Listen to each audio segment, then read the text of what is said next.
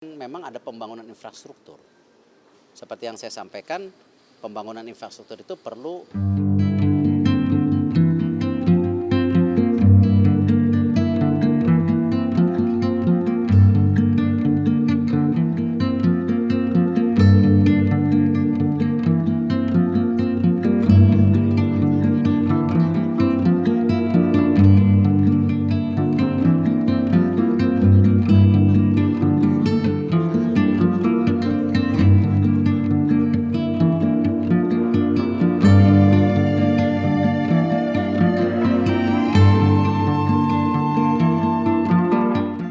kan memang ada pembangunan infrastruktur.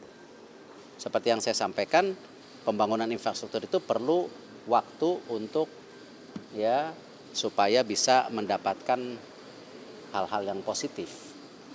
Nah, tetapi kalau nggak ada infrastruktur, nggak ada pembangunan.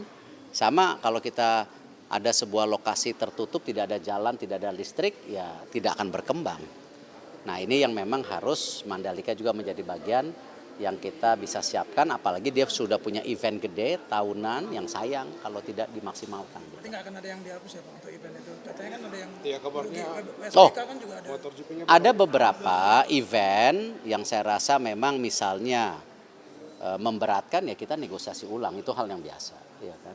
Tapi kalau MotoGP-nya kita coba pertahankan karena itu sangat positif untuk branding sebuah negara. Kalau kita lihat kemarin banyak sekali kegiatan internasional event itu juga mendukung juga para wisata juga ke depan. Walaupun tentu kalau jangka pendek belum terasa, tapi kalau sudah 2-3 tahun itu menjadi merek yang berkesinambungan, itu menjadi sebuah kekuatan.